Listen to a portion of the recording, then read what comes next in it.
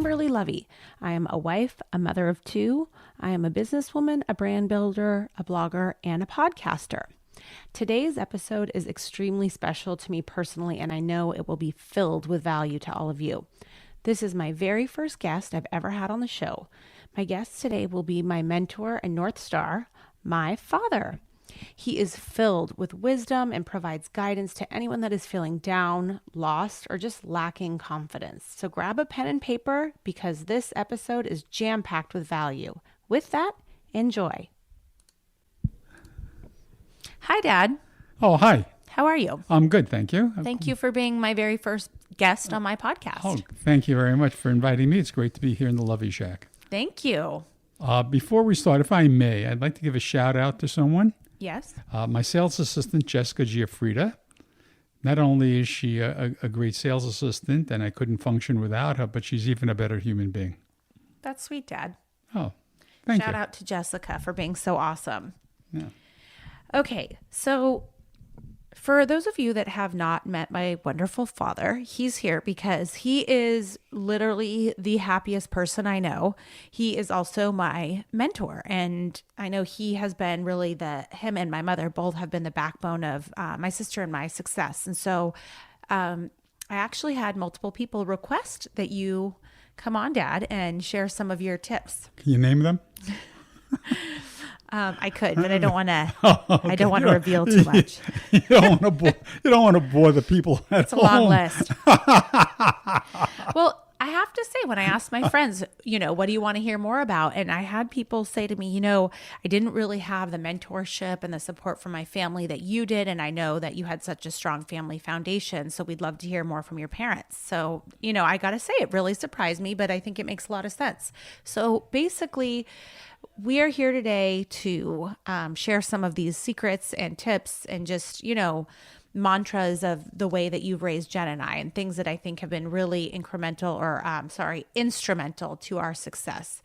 One thing that I think we should highlight is how do people stay happy and productive in such a stressful time? And I know you've been through a ton in your life, and perhaps where we can start is by you kind of sharing the way you were raised and sort of how that set the foundation for where you are today. Thank you. First of all, you don't even have a clue at some of the things I went through. And in retrospect, it's amazing that I've been able to survive. I grew up in the East New York section of Brooklyn. It was not exactly Beverly Hills, okay? It was a blue-collar neighborhood, lower middle class, working class neighborhood. But the one thing I did have was a wonderful family. Not only my parents, who were wonderful, and a loving sister, but I had on my mother's side 10 aunts and uncles, 18 first cousins. And every weekend we used to meet at my grandfather's house, and he lived nearby, and all my relatives lived near us. So that was the foundation. We didn't have a lot. I think if I knew how much my father earned, I probably would be shocked today. My father was a house painter. My mother was a housewife. We lived in a 2,400 square foot house like I do today, except that was for 4 families. Oh my gosh. Yes. We owned the building. It was an attached building. We had 2 bedrooms where everyone else had 1. And I shared a bedroom with my sister till I was 13 when she got married. Oh my goodness. Wow. So, so basically you had, a very kind of middle-class family, not a lot of materials, not a lot of wealth, but a lot of love. Absolutely. And a great foundation. And the neighborhood was a very tough neighborhood to grow up in. And you had to, be tough to survive. And that really were the lessons for survival under circumstances such as today. You learn how to overcome adversity, because if you didn't, you couldn't show your face. So it was really a difficult area to grow up in. Yeah. Sounds like it was really tough. And then, I know that you're one that also was not afraid to take risks. And I also know Grandma Jerry was very protective. Can you talk a little bit about the importance of taking risk and the belief in yourself and how that kind of manifested in your life? Well, to start, Buddha has said, what we think we become. So I was always a believer that the game of life is played between your shoulders. Mm-hmm. If you're happy, you're right. Mm-hmm. If you're unhappy, you're right. Mm-hmm. It's up to you. There are very few things that we can control in this world. As John Lennon said, life is what happens while we're busy making plans. Mm-hmm. So the only things you can control is your attitude and your emotions.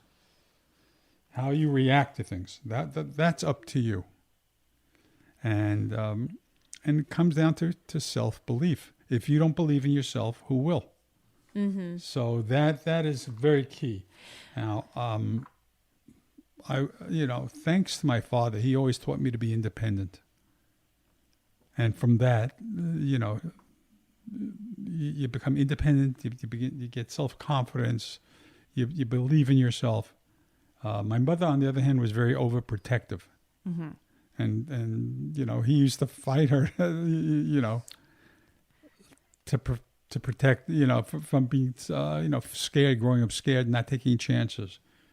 So I always believed if you believe in yourself, you're not taking a risk because you're betting on yourself. Yeah. And I think, that really sets the stage nicely for something that is really relevant today. So right now we're in a COVID world, and I know that it's a really tough time for people financially, emotionally, like you said, really we weren't expecting any of this. It really was just kind of forced upon us, and life has really stopped as we know it. So kind of, I guess, going back to that idea of choosing how you react, I think that's a really important place to focus on.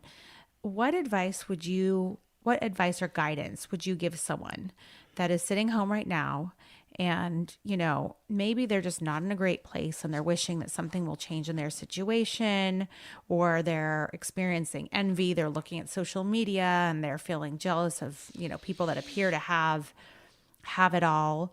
What kind of guidance would you give them? Well, first of all, keep in mind, the past does not equal the future. So that's the first thing. Okay. And we've always gone through things in this world over the decades. So it's, the thing that's great about life is you learn how to overcome adversity. That's the key. And one thing I believe in is you have to stay away from negative people.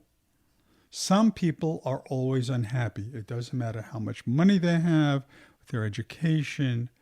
It doesn't matter. They're just negative people. You have to avoid them.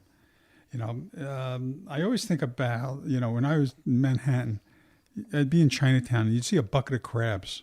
Mm-hmm. And when you saw one crab trying to escape, the other crabs would drag it down back into the bucket. And that's how negative people are. They try to drag you back down. So your job is to avoid them. Your job is to become a winner. And I always believed winners always find a way to win. That's important. This isn't an accident. So winners always find a way to pull out a victory. And part of that is due to superb preparation, working hard, being resilient, overcoming adversity. And that's the key. And that's the key to dealing with what we're dealing with now. I mean, it's no accident that certain people are always been winners. Tom Brady, Serena Williams, Michael Jordan, Kobe Bryant, Joe Montana, coaches like John Wooden and Phil Jackson and Red Auerbach. So they always find a way to win, and that's up to you. You have to find a way to win. And that, like I said, being prepared, finding something within yourself, being resilient, not letting things get you down. These are extraordinary times. they're unprecedented in our history. You have to go back to the Spanish flu of 1918 to come to anything close to it. So it is up to you as an individual to make the best of it, to be tough, to be resourceful. This is a great time to be resourceful. Stop making excuses. Stop feeling sorry for yourself. Times have always been tough. I mean, that's not to say that you should take things lightly, because I believe you show me a person who laughs in the face of adversity and I'll show you an idiot. Okay?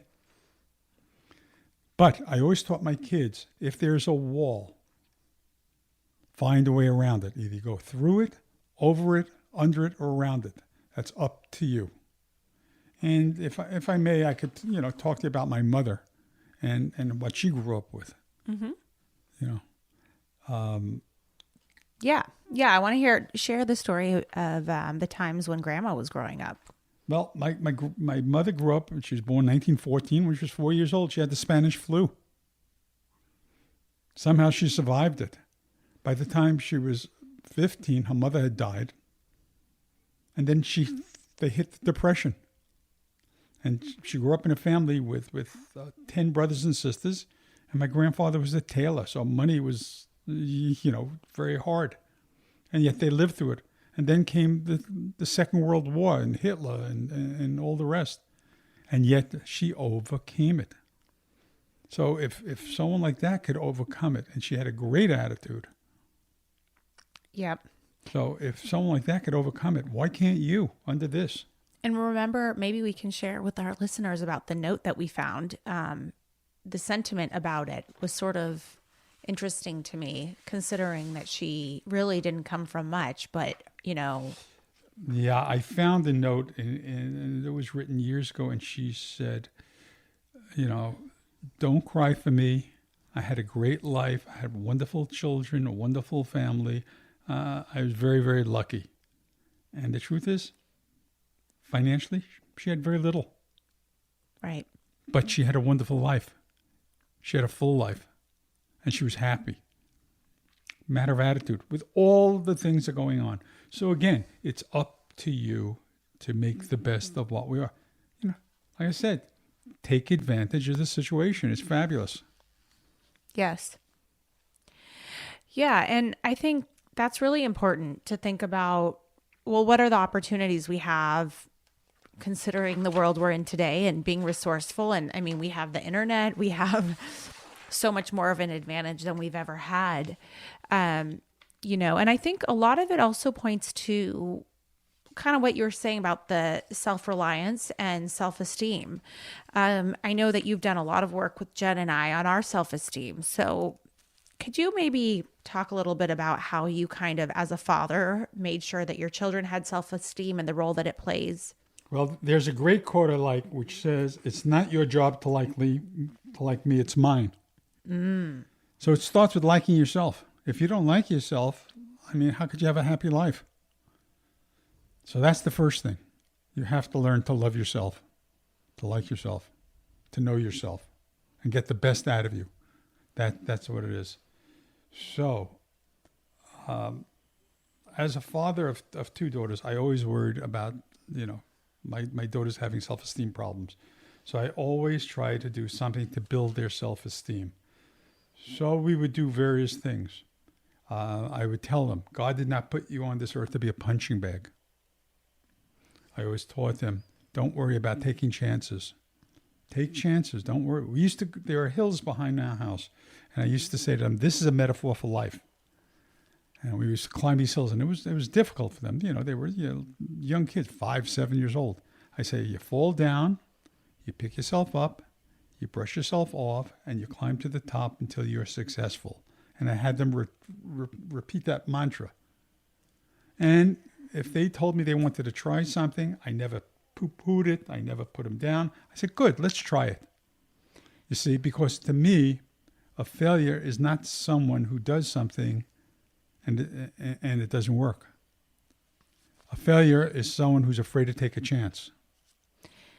Well, I definitely think that has been one of the huge keys to our success, is just getting comfortable with trying, and it's okay if it doesn't work out. I mean, I've had countless failures, but you always kind of made sure that our confidence was still intact, even if we didn't succeed at something. And usually it would just come down to pivoting, adjusting our approach in some way or another, or just trying something different.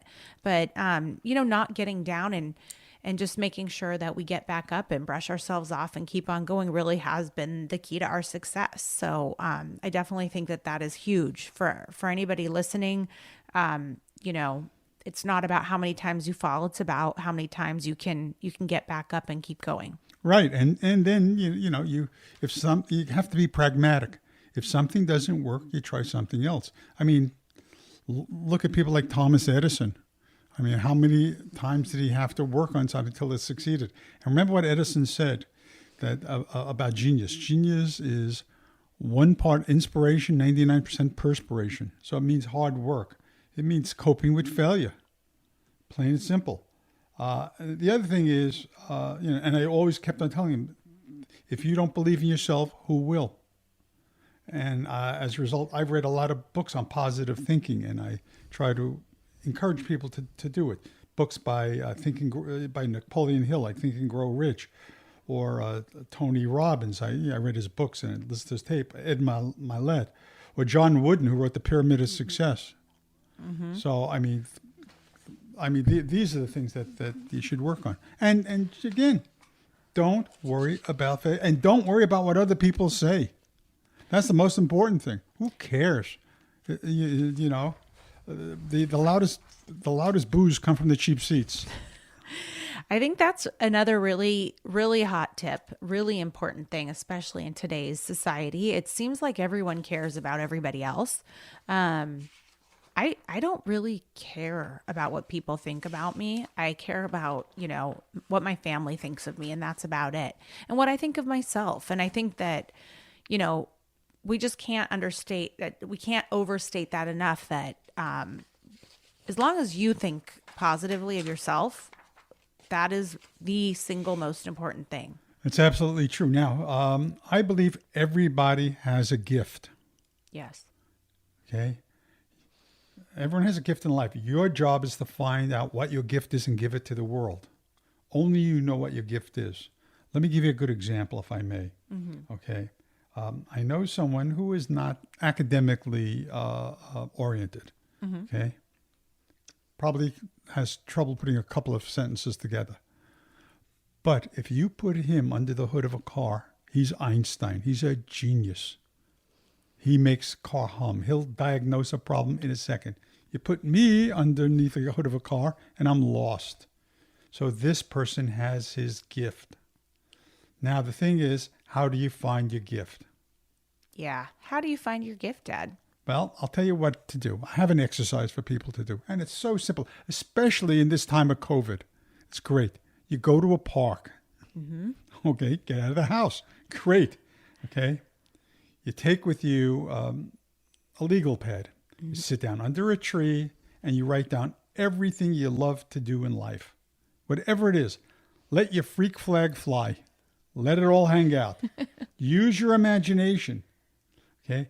And once you do that, figure out a way you could make money doing it. How you make a living doing it. Don't worry about the money costs. The money will come. If you find your passion, and that's the key, you have to find your passion in life. You never work a day in your life. Hours don't matter. The money will come.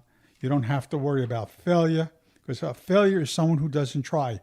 That's according to Henry David Thoreau, people live lives of quiet desperation. Don't live a life of quiet desperation. Okay? Don't worry about people making fun of you. Get off social media. Unless you're going to use it to make money. Well, that's a different story. But again, you must find your passion. But going hand in hand with that is you must take action. If you don't take action, then all you're doing is daydreaming. So find your passion and then take action. And if it doesn't work, so what? You're not a failure. You know who's a failure? Person who says, I wish I could, I should have, Remember, you don't look at life through a rearview mirror. Yes. Period. Yeah. And it takes guts to go for your dreams. It really does. I think that, today especially we have such strong self-limiting beliefs, and we are so worried about what they think. And It's funny you say it. It's what my mother used to say to me.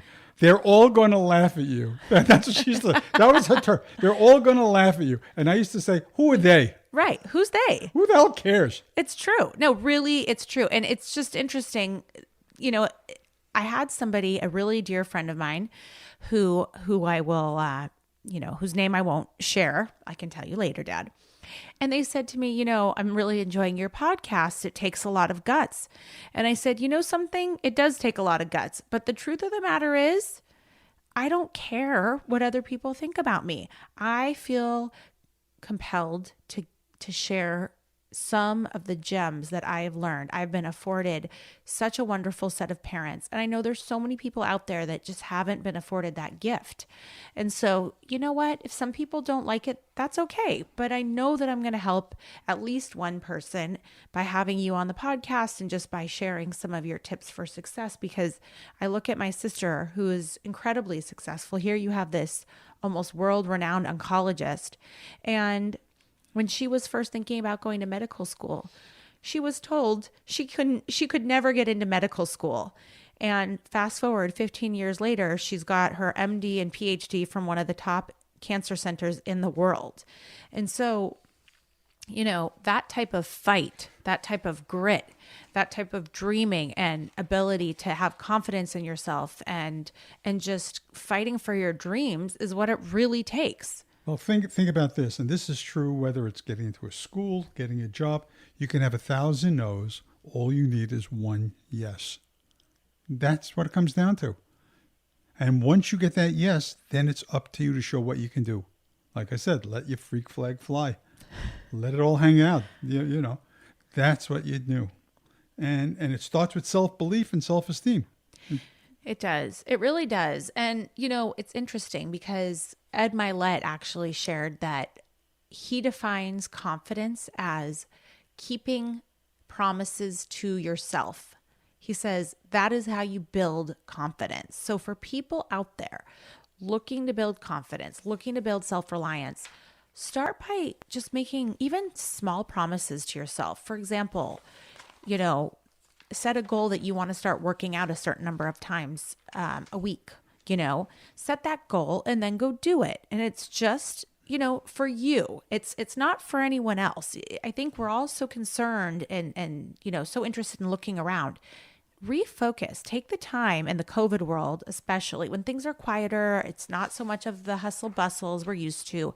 Now is your time. So take the time for yourself and work on your self-confidence, work on your self-image, and go under a tree and let your freak flag fly, as my dad says, and dream. I mean, I think one of the other most important things is making sure that you can figure out, Dad, to your point, what is the thing that gives you the fire in the belly? What gets you excited to live? What is it? And only you can define that. No one can tell you what that is. Only you can do it. And so if you're kind of like, going through life, just kind of cruising and you just don't have much passion in your life, and it can be with anything. It can be with your relationship. It can be with your your career. It can be with where you live. It could be anywhere. If you're just not happy, take the time, like my dad was saying, to really sit down and just dream. But again, you must take action. Right. So once you've dreamt, then you need to start building through, how to execute. And so with that, Dad, I know you've taught me a lot about this. And I know we have a ton of information about how to really execute, build a roadmap and execute. And that's what I was going to say. The next thing I want to talk about is a roadmap. That we will leave for the next time we speak. Okay. So the next time you come on, Dad, I want you to help me and my listeners to work through building a roadmap. Do you think you can do that? Oh, I have the roadmap ready. You do? Oh, yeah. Okay, because this is going to be really important. It really will be important for us to know, okay, I've got my dream. but how do I execute it? So with that, Dad, I really, really appreciate you sharing some of your tips. I know that so many of my listeners are going to get so much value from this and just hopefully get themselves out of any kind of funk that they find themselves in.